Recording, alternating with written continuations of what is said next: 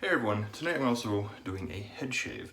I'm not sure when this is going to be posted, but what I did earlier for my face didn't quite have enough lather for my head, so I had to go with a different soap.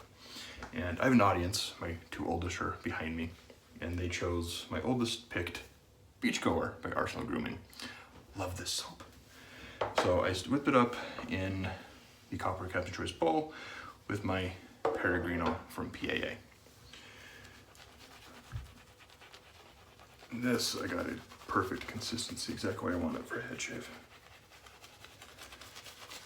And the scent on this is just phenomenal. I absolutely love Arsenal Grooming. Like I said, it's one I'm surprised I don't see used more. But that could be because it's not what some people would say top tier elite and doesn't have all the fancy schmancy ingredients, but it's a dang good soap. Has good face feel, or right now head feel, as it goes on. Very slick. I'm not sure if you can see that sheen or not, but it works well. And then I'm going to use the leaf.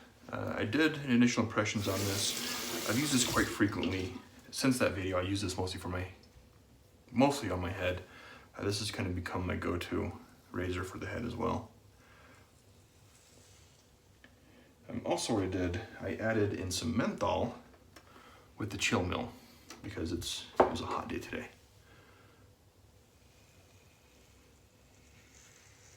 So these first couple strokes, I always take it a little slow, even though there's not a whole lot of hair on the top of my head.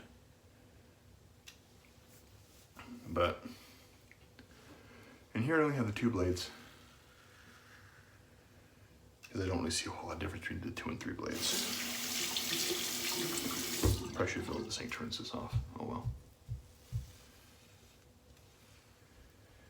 But the leaf has seriously become one of my favorite razors.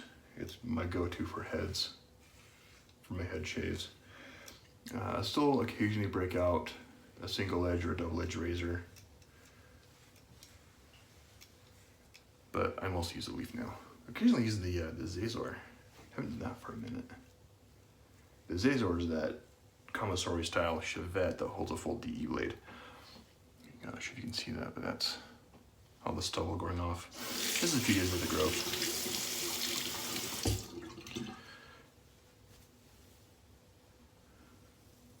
I was going to talk about something, I can't remember what it was now. But, oh, the menthol on this is just phenomenal. I love that little kick that it gets to it. That's one thing I love with the chill mill as well, is you can take any soap and make it mentholated.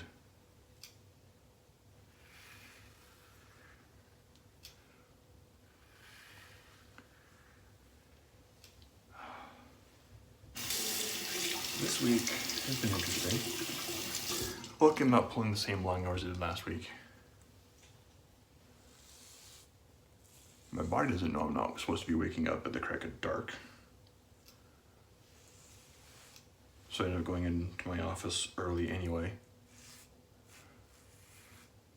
And then starting the remote session that my users can pop in if they have questions, and around about 8 o'clock in the morning or so, and get that started. And then I work until 5, which is highly unusual when I'm actually working from home. I don't normally work an 8 to 5 or 9 to 5 when I'm home. It's usually a 7 to 3 and no lunch break. And I kind of like that.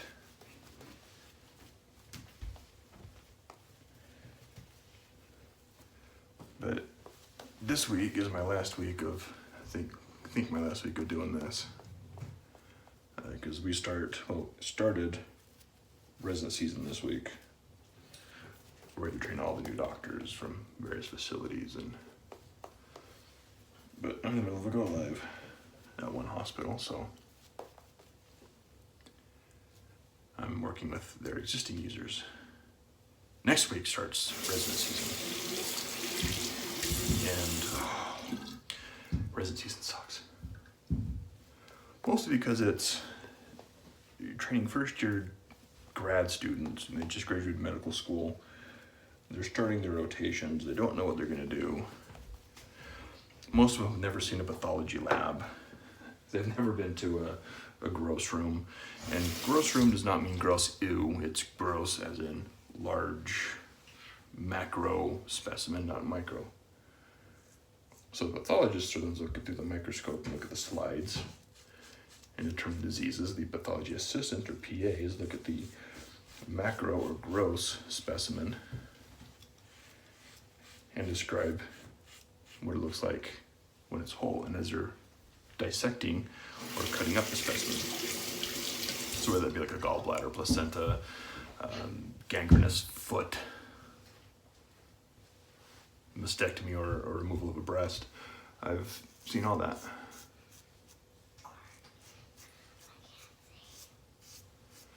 So the residents have no idea how to describe a large specimen. So you're doing these trainings with these brand new doctors. I'm instructing them how to use the software.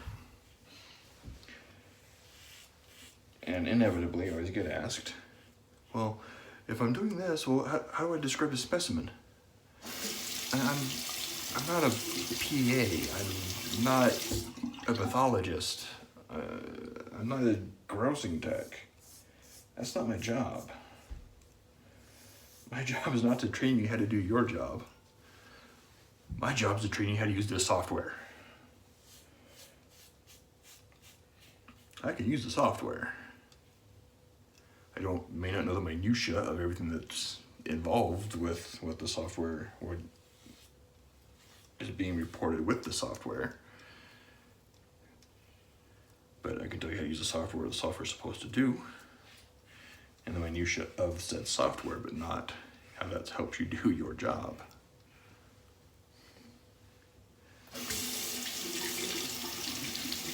So it's funny, like, oh, I'm looking at this gallbladder. What's a standard color of the gallbladder? I don't know. Is there bile in it? Yeah, that's not normal.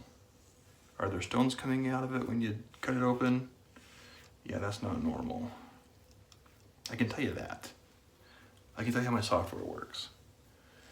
You can insert a template into your report and you can dictate or use speech commands to do certain things, and if that doesn't work, I can tell you, yeah, this is interesting, let me take a look at this, and I can usually figure out what's going on. But don't ask me how to cut up and describe a specimen, because that's not what my responsibilities are.